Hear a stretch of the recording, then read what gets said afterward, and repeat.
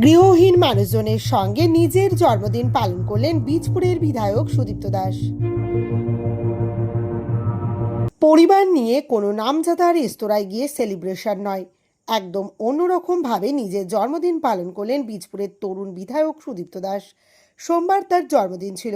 হালিশহরের রামপ্রসাদ আবাসনের গৃহহীন মানুষজনের সঙ্গে নিজের জন্মদিন পালন করলেন বীজপুরের বিধায়ক সুদীপ্ত দাস। খাওয়া দাওয়া শেষে তিনি ওই আবাসনের 25 জন আবাসিকের হাতে উপহার তুলে দিলেন। সস্ত্রীক বিধায়কের কাছে তারা ক্যারাম, ঘড়ি এবং টিভির আবদার করেন।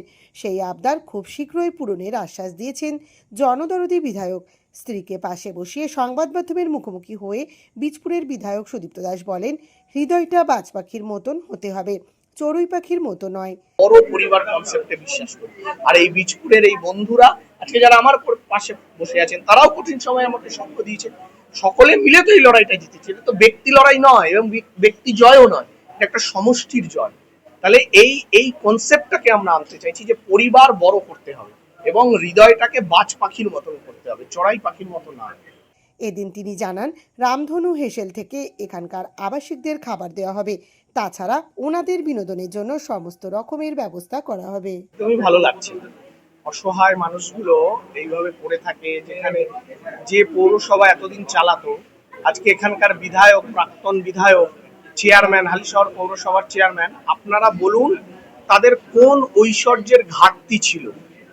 আজকে এখানে এই মানুষগুলোর কথা আপনারা শুনলেন, ফ্যান নেই, ঠিকঠাক ফ্যান চলে না, অপারেশন হয়নি, একটা টিভি নেই, তারা একটা মানুষ, তাকে দুটো খাওয়া দিলাম আর ঘুমাতে দিলাম, ব্যাস হয়ে গেল। এই বয়স্ক মানুষগুলোর তাদের জীবনের অন্য কোনো কিছু দরকার পড়ে না, একটু গান শোনা, একটু বই পড়া, একটু ক্যারাম খেলা। সবচেয়ে বড় কথা, এই মানুষগুলো ভাববেন ভয়ঙ্কর মানসিক কষ্টে থাকে, পরিবার নেই বা কারোর পরিবার থেকেও নেই। তাহলে আমার বক্তব্য 25টা মানুষকে বা 26টা মানুষকে, বা এটা যদি 50 হয়, এটা যদি 100 হয়, এটা যদি 200 হয়, না হোক, একটা মানুষও না বাড়ুক, এই 25টা মানুষও যেন এখানে না থাকে, তাদের পরিবারের কাছে ফিরে যেতে পারে। কিন্তু যদি বাড়ে, তাহলে আগের যে বিধায়ক ছিলেন বা যে পৌরসভার চেয়ারম্যান ছিলেন, তাদের কোন ঐশ্বর্যের ঘাটতি ছিল? 4তলা বিল্ডিং এ থাকতে, বড় বড় গাড়িতে ঘুরতে, তাদের আপনারা বলুন তো, খুব সাধারণ ভাবে, একদম সাধারণ কথা বলুন, শুধু ফর্মাল কথা না। এই 25টা লোককে দেখা খুব কঠিন ব্যাপার। এই 25টা লোককে দুবেলা দুমুঠো খেতে দেওয়া, 3 বেলা একটু খেতে দেওয়া, তাদের দুটো টিভির ব্যবস্থা করে দেওয়া, দুটো ফ্যান দেওয়া, আর একটু মাঝে মধ্যে তাদের একটু দুটো টোটো করে, 4টে টোটো করে একটু ঘুরতে নিয়ে যাওয়া, একটু কালীবাড়িতে ঘুরতে নিয়ে যাওয়া হলো, একটু গঙ্গার ধারে ঘুরতে নিয়ে যাওয়া হলো, একটু গিয়ে ফুচকা খাওয়ানো হলো, তাদের সাথে একটু গল্প করা হলো। আপনি বলুন এটা কতটা কঠিন ব্যাপার? আপনারা বলুন। খুব কঠিন ব্যাপার। এর থেকে তো অনেক বড় বড় যোগ্য তারা করতো, বড় বড় রাজকীয় ব্যাপার। আর এই সাধারণ কথাগুলো তাদের মনে থাকতো না। আমি এখানে করার একটাই উদ্দেশ্য, এই মানুষগুলোর পাশে থাকা। একদিন নয়, সারা বছর, ঠিক যেভাবে রামধনু হেসেল চলে, আমরা রামধনু হেসেল থেকে এনাদের খাবার প্রোভাইড করব, যাতে এনাদের খাবার টাকাটা বাঁচে এবং সেটা এনাদেরই অন্য কোনো কাজে লাগে।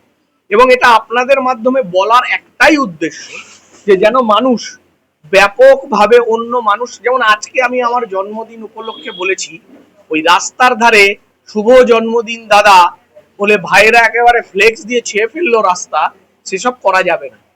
ব্যক্তি, আমি কোনো এমন বড় মানুষ নই যার জন্মদিন উপলক্ষে রাস্তার ধারে ধারে কাট আউট লাগাতে হবে, যেটা আগে আমরা দেখেছি। বরং আমি বলেছি যে কারোর যদি আমাকে খুশি করার কোনো প্রশ্ন থেকেই থাকে, সে মন থেকে চায় আমাকে কিছু উপহার দিতে।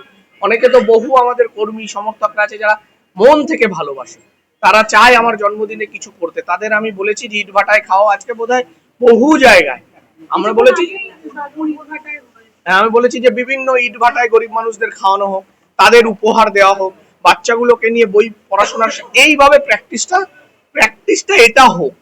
প্র্যাকটিস এটা নয় দামি দামি গিফট নিয়ে এলাম আর রাস্তার ধারে ফ্লেক্স লাগিয়ে দিলাম, বরং প্র্যাকটিস এটা হোক যে আমাদের যেটুকু সামর্থ্য, যার যেটুকু সামর্থ্য, সেটা দিয়ে আমাদের সমাজের অসহায় মানুষের যেন পাশে আমরা থাকবো।